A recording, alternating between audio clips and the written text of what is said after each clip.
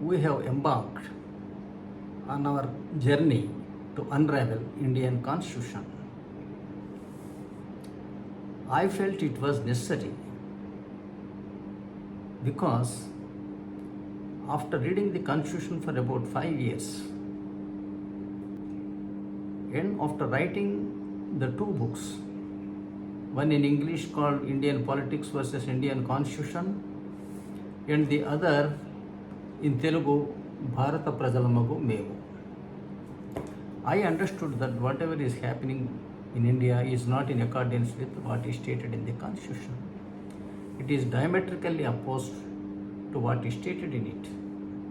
It is necessary for every citizen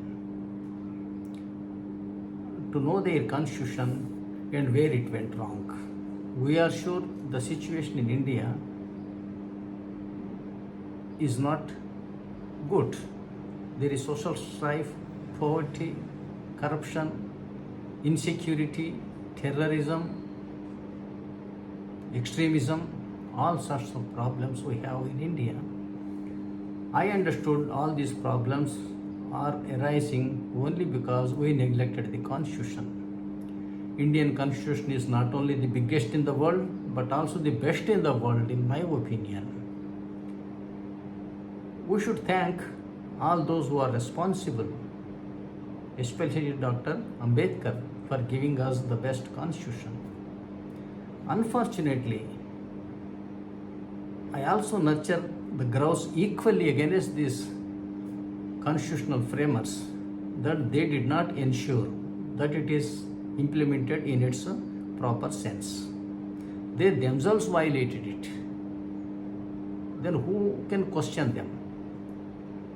In the previous videos, we started with the Preamble of the Constitution. We learned how sovereign democratic republic was a great phrase which has failed in India.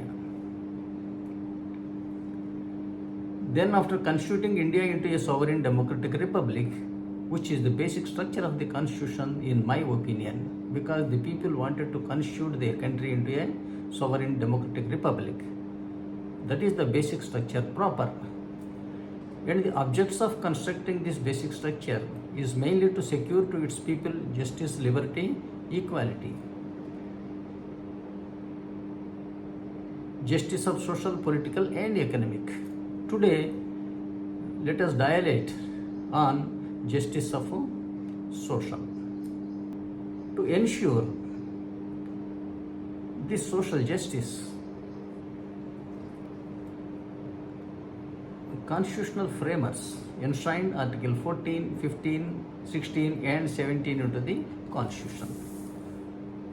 Article 14 speaks of equality before law. Article 15 speaks of equality of status. Article 16 speaks of equality in opportunities, that is, in government employment.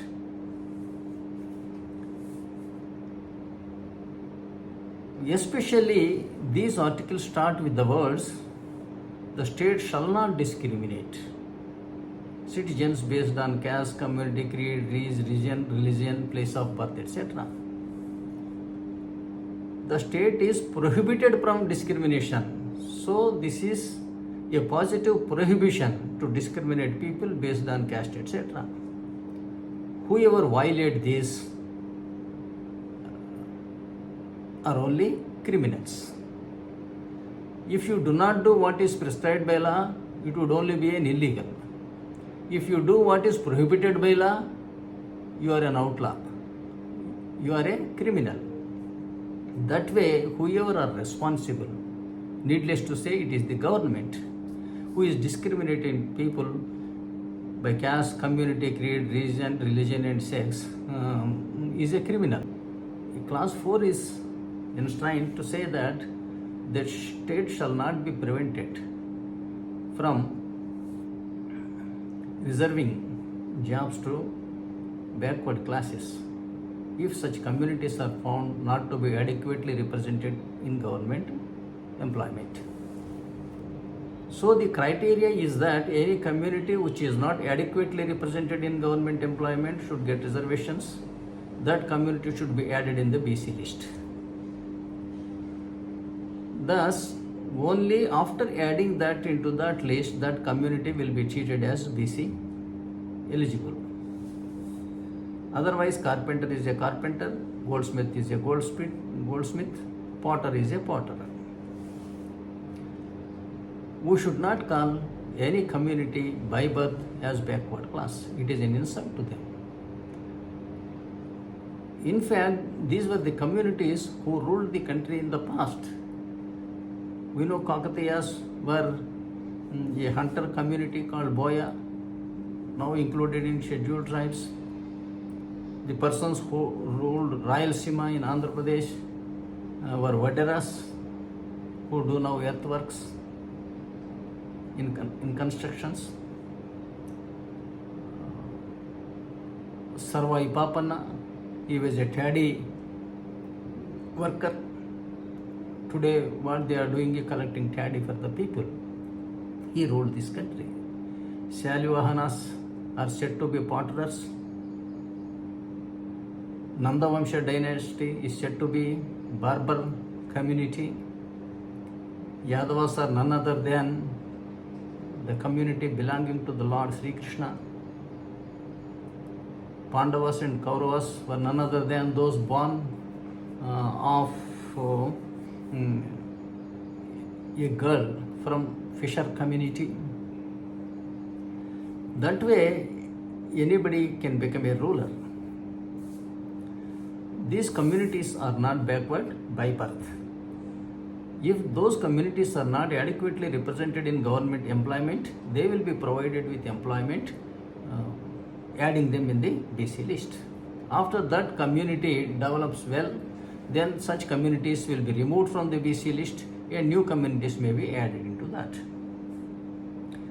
That is the system provided. The Constitution provided reservations to scheduled castes and scheduled tribes in legislatures under Article 330 and 332. 330 relates to reservations in Parliament. 332 relates to reservations in state assemblies. After that, P.V. Narasimha Rao, who was Prime Minister between 1991 and 1996, he introduced 73 and 74th amendments to the effect that there shall be reservations to SC, ST, BC and women in local bodies, including Gram Panchayats and municipalities. These are the great provisions for upliftment of the scheduled caste, scheduled tribes. But whereas in employment, reservations is not provided in the name of scheduled caste and scheduled tribes. I don't mean to say that they don't get reservations in employment. They get, but they're in their individual caste names. I don't know whether our learned friend Mandakrishna Madiga, he started a movement for bifurcation of SC community. But what he did is perfectly constitutional. There is necessity to recognize communities in their caste names as for the purposes of employment in government sector.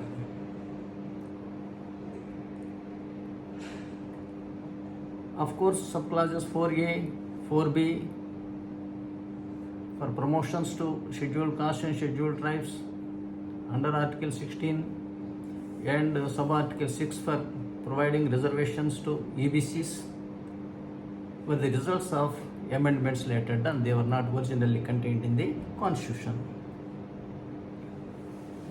Constitution intends to promote fraternity. Fraternity means brotherhood. How you will promote fraternity if you do not treat everybody equally? How will you achieve unity? Unity means unanimity of thinking, unanimity of mind. It's fraternity and unity are not possible unless people are treated equally. Equality is sanctum sanctorum of the Constitution because it is contained in the Preamble and further augmented by Article 14, 15, 16, 17, etc. As such, you cannot violate equality under any circumstances whatsoever. These politicians, without any responsibility, are promoting caste differences to gain vote banks, caste and religion, of course.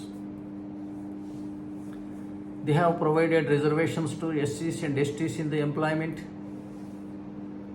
which is not contained in the Constitution. In fact, it is a political ploy. It is a wicked game of politics. By giving reservations to one person in lakhs of people does not amount to promoting the interest of that community. We can see after 75 years of independence, not even 1% of the scheduled caste and scheduled tribe people have got employment. Even as on today, more than 99% of them are not provided with government employment. In my opinion, it is not possible even if we practice this kind of wicked political game, crooked political game for another 1000 years. If you practice this even for 1000 more years also, we may lose independence or anything, but we cannot address the problem of inequality. SC/ST Atrocities Act is another heinous criminal provision. By this, these communities are totally secluded from the rest of the society. Due to this enactment, people do not give them loans on promissory notes. People do not give them premises on rent for either residence or business. Others do not take them into partnership business. They are afraid of taking them into employment. These communities are totally dependent on the benefits given by the governments. So they are again reclined to their SC/ST communities. This is not in the interest of the society or the country, and this is it's a crime against the Constitution. It is an atrocity against the Constitution. Now that there is the best Constitution in the world available to India, we should follow it, we should respect it, so that the country gains to stand.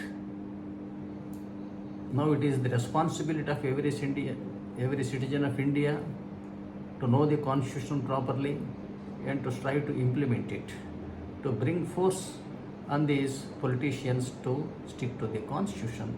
Otherwise, it is not possible for these leaders to keep the country united and integrated.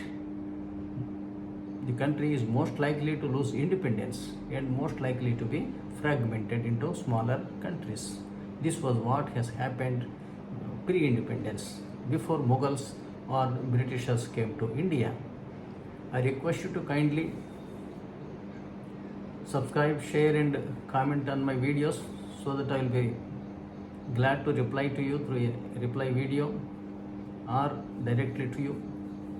Today we discussed about social justice, how destroyed in India by the politicians. In our next video, let us discuss about the political justice and then the economic justice. Thank you for watching the video. Thank you.